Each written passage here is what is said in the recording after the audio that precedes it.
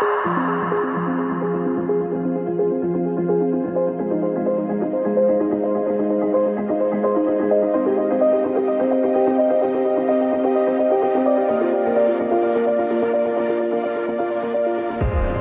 penting dari customer success. Jadi mungkin customer success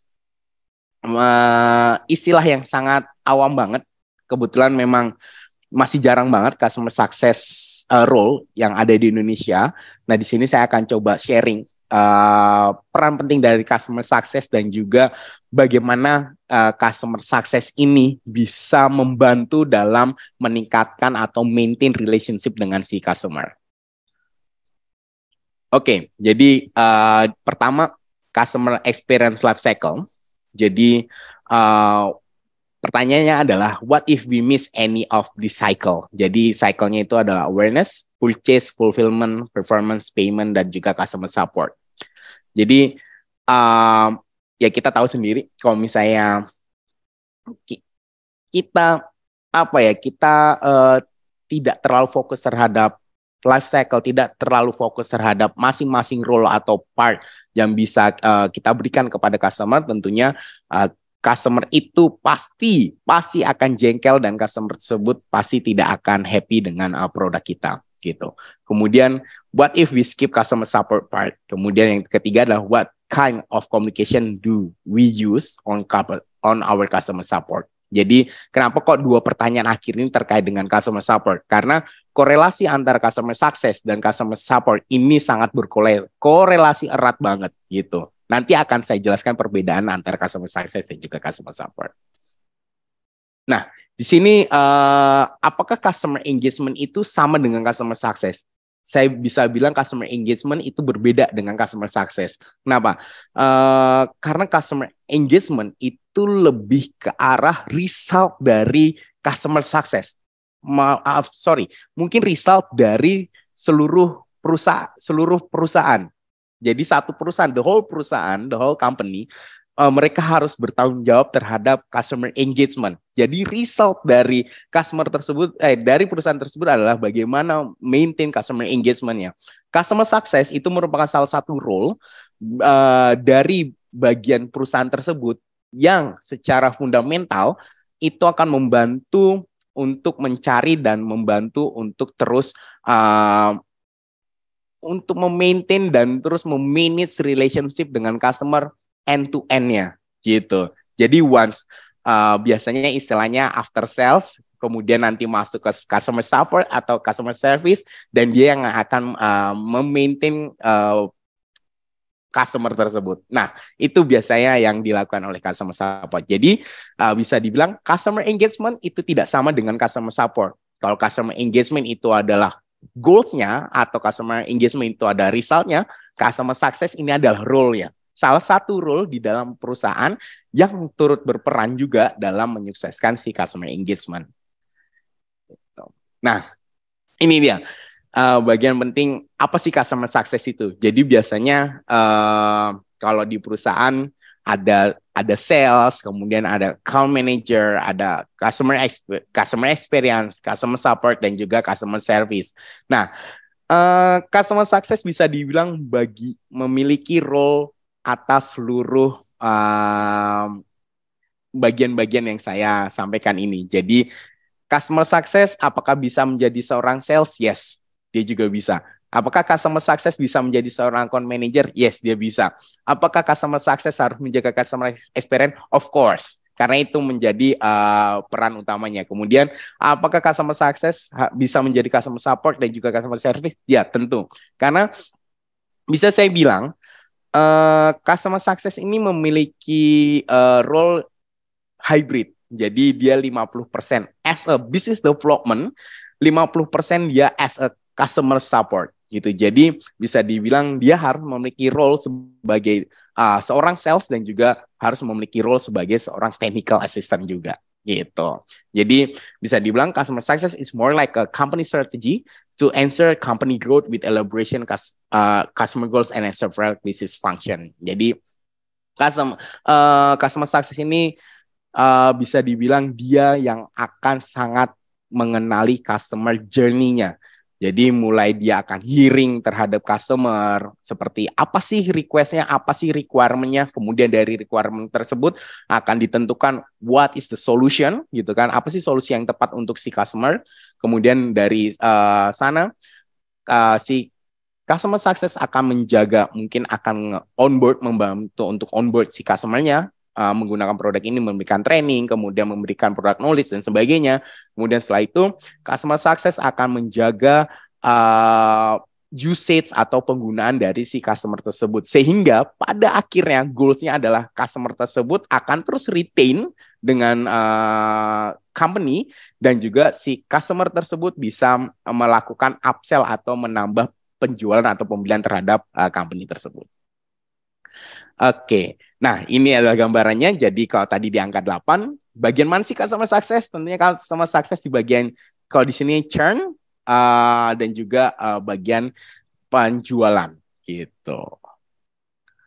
Oke, di sini jadi goals-nya, apa aja sih goals-nya dari si customer success itu sendiri? Tentunya onboarding time. Jadi onboarding time itu adoption bisa kita sebut. Jadi berapa lama si customer ini bisa mengadopsi produk kita. Jadi itu adalah tugas utama customer success, membantu bagi new customer ataupun existing customer, dia bisa adopsi produk ini dengan sangat cepat. Kemudian establish customer nurturance program. Jadi kita juga harus bikin sebuah timeline, sebuah milestone dengan si customer. Jadi kita nggak boleh kalau misalnya biasanya kalau kita beli produk di App Store, mungkin produk-produk yang kayak WhatsApp tidak perlu ada customer success karena kita bisa secara mandiri. Tetapi produk-produk yang cukup sophisticated, yang cukup complicated, yang nggak bisa kita jalankan sendiri, itu biasanya kita harus establish milestone-nya. Jadi mungkin dalam satuan waktu, misalnya dalam waktu 1 bulan, 2 bulan, 3 bulan, itu kita berikan milestone-nya. Oke, misalnya dalam bulan pertama harus bisa di bagian sales-nya, kemudian di bagian kedua bagian gudangnya, bagian ketiga mungkin di bagian HR dan seterusnya. Nah itu kita harus buat milestone-nya sehingga end-to-end setiap produknya diketahui oleh si customer dan dia merasa cukup happy dan dia bisa menguasai semua produk tersebut. Kemudian encourage high value feature adoption, mungkin ini seperti yang tadi di poin pertama. Kemudian increase upsell opportunity, ya tentunya goals kita bersama ya. Jadi once ada customer yang sudah enroll produk kita, sudah subscribe, harapan kita adalah mereka bisa membeli produk-produk kita yang lain gitu. Jadi nggak hanya tertutup di satu produk aja, tapi bisa juga dengan produk yang lain gitu. Kemudian nomor 5, ensure escalation volume is under control. Jadi kembali lagi tadi, kita sebagai customer support, kita sebagai customer service, kita nggak boleh terlena. Jadi mungkin yes, kita paham bahwa produknya ini udah mature, jadi udah siap digunakan. Namun balik lagi, belum ada, sampai sekarang belum ada produk yang tanpa bug. Jadi bahkan Microsoft pun itu juga masih ada bugnya. Jadi semua produk pasti akan ada bug, tapi bagaimana kita bisa melakukan eskalasi dan kita bisa memberikan sebuah kepastian yang tepat, yang yang tepat sasaran yang dibutuhkan oleh si customer tersebut gitu. Kemudian yang poin 6, provide ongoing value driven communication. Nah, ini yang paling penting. Jadi poin 6 ini mungkin kalau customer support, customer service, mereka lebih banyak terdiam atau lebih pasif menunggu si customer. Tapi di customer success, kita lebih proaktif. Jadi ya mungkin kita sama juga sering banget mengalami penolakan dari sisi customer. Tetapi kembali lagi, goals kita bukan saya meratapi situasi tersebut. Wah, saya selalu ditolak nih sama customer sehingga customer nggak mau nggak mau menerima pesan saya, nggak mau menerima telepon saya, nggak mau menerima invitation meeting saya. Nah, di sini poin 6 adalah bagaimana kita selalu persisten dengan si customer untuk setiap kali mengalami barrier tersebut kita harus bisa melampaui lah barriernya. Jadi jangan selalu hanya terdiam, tapi bagaimana kita menemukan solusi untuk terus menjalin komunikasi dengan si customer sehingga kita bisa membentuk sebuah metode komunikasi yang baik dan bagaimana relationship kita, karena kunci utamanya adalah communication and relationship. Tanpa ada communication yang tepat, maka relationship-nya ini tidak akan pernah terbangun. Nah, oleh karena itu, kita harus bisa membangun, nge-build si communication ini dengan tepat, sehingga relationship-nya pun akan ikut terbangun dengan sejalannya waktu. Gitu. Nomor 7, focus on at risk renewal. Nah, kalau misalnya produk managed service atau subscription, tentunya kita tidak boleh melupakan kapan sih tanggal akhir kontraknya. Gitu. Oke, mungkin. Nah, ini yang paling penting lagi nih. Jadi, karena si customer success, kadang dia bisa menjadi seorang sales. Nah, ini ada perbedaan sedikit terkait dengan fungsi dari customer success dan juga sales, atau misalnya kita garis miring account manager kali ya. Karena biasanya yang melanjutkan proyek-proyek existing itu biasanya disebut dengan account manager atau business development. Nah, jadi di sini ada quote yang cukup unik atau lucu. In a world where the sales motion never ends, there is no such thing called post sale. Jadi perdebatan ini selalu ada nih terkait dengan post sales. Itu sebenarnya ada nggak sih? After sales itu ada nggak sih gitu. Jadi mungkin bisa saya bilang adalah yang ada itu bukan after sales gitu, tapi lebih ke arah customer life cycle gitu. Jadi customer itu baru akan start life cycle-nya ketika mereka sudah melakukan pembelian gitu. Jadi kalau misalnya yang tadi misalnya dia bilang dia sudah ter-engage, dia sudah tahu produk itu kita, tapi mereka kan belum tentu beli. Nah, ketika dia beli, life cycle-nya itu baru jalan. Nah, oleh karena itu disitulah fungsi customer success itu akan berperan penting, jauh lebih penting daripada seorang sales. Kenapa? Karena dia akan membangun customer journey-nya. Kalau sales mungkin dia akan mendengarkan, oke, Bapak butuhnya apa, kemudian dia akan memberikan solusi yang dimiliki saat itu. Tetapi ketika dia action, ketika si customer mencoba produk kita, menjalankan produk kita, tentunya akan ditemukan sebuah masalah-masalah di saat berjalannya waktu.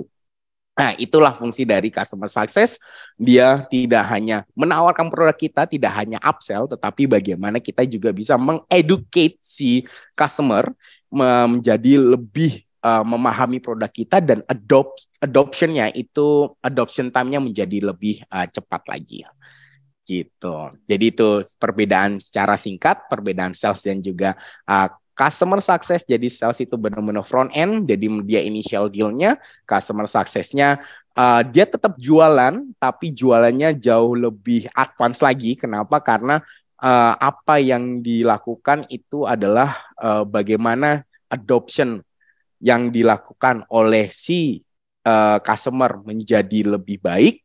Kemudian bagaimana bisa memberikan insight baru kepada customer bahwa produk ini harus di-upsell. Tujuannya adalah untuk meningkatkan revenue-nya juga. Gitu. Itulah. Dan juga membangun membangun relationship dengan si customer-nya. Gitu. Ini customer success life cycle-nya. Mungkin kurang lebih sama. Jadi startnya itu dari onboarding. Jadi once customer-nya udah baik produk kita, nah start dari sana itu adalah tugas customer success-nya gitu. Jadi goals-nya adalah ultimate goals-nya dari customer success adalah expansion. Jadi tentang bagaimana dia bisa mengekspansi dari produknya. Jadi produknya yang awalnya hanya digunakan mungkin untuk 5 orang menjadi 10, 15 sampai the whole company akan menggunakan si produk tersebut.